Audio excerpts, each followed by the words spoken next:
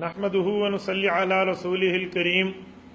حرمین شریفین مکہ مکرمہ مدینہ طیبہ وہ مقدس مقامات ہیں جن کے لیے اللہ رب العزت نے قرآن کریم سورت نمبر 2 سورت البقرہ آیت نمبر 125 میں یوں فرمایا ہے وَإِذْ جَعَلْنَا الْبَيْتَ مَثَابَةً لِلنَّاسِ وَأَمْنًا کہ کعبۃ اللہ کو ہم نے امن کی جگہ بنایا ہے، پر بدقسمتی سے کچھ لوگ اس پرامن جگہ میں بھی جھوٹ بول کر فساد پھیلانے کی اور عوام الناس میں سازشیں کرنے کی ناپاک کوششیں کر رہے ہیں۔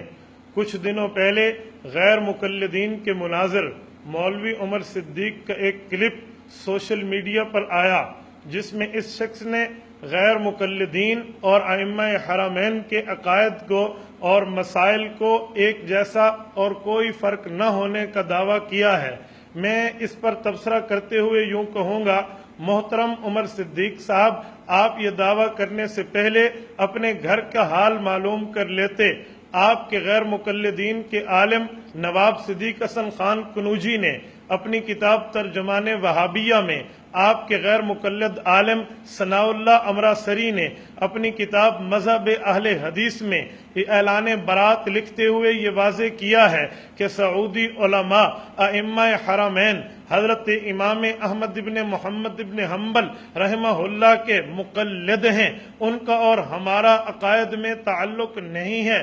پر میں حیران ہوں، جدید غیر مقلدین آج اپنی نسبتیں وہاں جوڑتے نظر آتے ہیں، اور اس کے ساتھ ساتھ عمر صدیق صاحب نے اس کلپ میں کہا ہے کہ ہماری طرح 20 رکعت تراویح کو وہ بھی سنت موقدہ نہیں سمجھتے۔ سعودی علماء ائمہ حرمین 8 رکعت تراویح بشمول 3 وتر 11 رکعت کو سنت موقدہ مانتے ہیں۔ محترم عمر صدیق صاحب، اگر آپ کی بات حقیقت پہ مشتمل ہوتی تو ہم دیکھتے کہ حرمین شریفین میں کبھی 8 رکعت تراویح ادا کی جاتی، لیکن پوری دنیا جانتی ہے یہاں 20 رکعت تراویح پڑھی جاتی ہے۔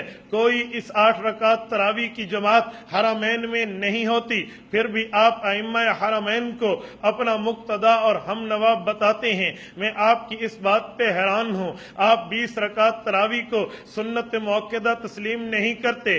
آپ اٹھائیے حضرت امام بخاری رحمۃ اللہ علیہ کی استاد کی کتاب مصنف ابن ابی شیبہ کو، رسول اللہ کا عمل، خلفائے راشدین کا عمل آپ کو 20 رکعت تراویح پہ نظر آئے گا۔ آپ اٹھائیے حدیث کی مایا ناز کتاب امام بخاری کے استاد کی کتاب مصنف عبد الرزاق کو، آپ کو رسول اللہ کا عمل، خلفائے راشدین کا عمل 20 رکعت تراویح پہ نظر آئے گا۔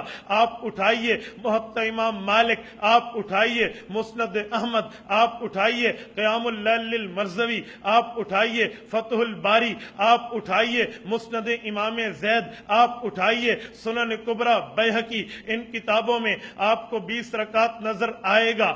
اگر یہ بھی نہیں ملتی، آپ سعودی عرب میں ہیں، آپ سعودی علماء کی مایا ناز علماء میں کتب کو دیکھ سکتے ہیں۔ شیخ عطیہ سالم نے مستقل 20 رکعت تراویح پہ رسائل لکھے ہیں۔ شیخ محمد علی صابونی نے مستقل 20 رکعت تراویح کے سنت موقدہ ہونے پہ مکمل رسائل لکھے ہیں۔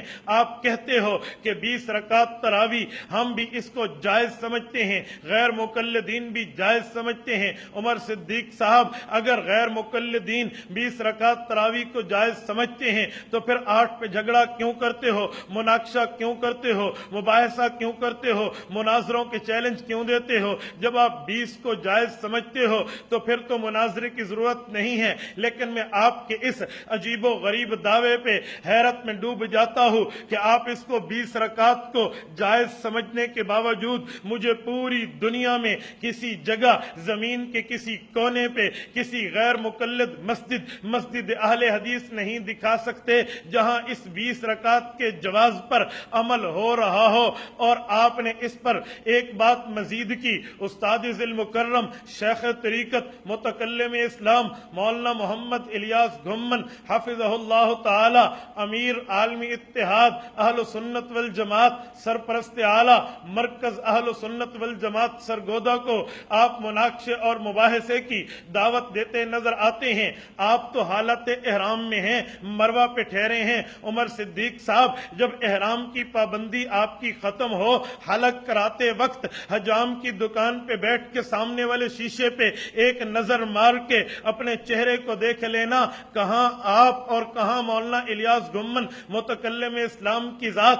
ہم جیسے خدام آپ کی تسلی کرانے کے لیے کافی ہے. اگر آپ کو اس پہ دلائل نظر نہیں آتے, ویلکم, آپ تشریف لائیے. ادارت النعمان میں, ڈیرہ اسماعیل خان میں میرے پاس بندہ ناچیز آپ کی تسلی کرانے کے لیے الحمدللہ کافی ہے. ہم آپ کو بتائیں گے کون سے دلائل ہیں, وہ کون سی کتب سے 20 رکعت تراویح ثابت ہے, ہم آپ کو سمجھا دیں گے. اور جاتے جاتے میں ایک بات اور بھی کروں, آپ نے اپنے اس ویڈیو کلپ میں بار بار یہ لفظ دہرایا ہے کہ موقف ہمارا اور سعودیہ کا, موقف ہمارا اور ائمہ حرمین کا ایک جیسا ہے. عمر صدیق صاحب, میں آپ کے مطالعے اور علم میں اضافہ کرتے ہوئے کہوں گا, عربی زبان میں لفظ موقف نہیں ہے بلکہ کسرے کے ساتھ لفظ موقف ہے.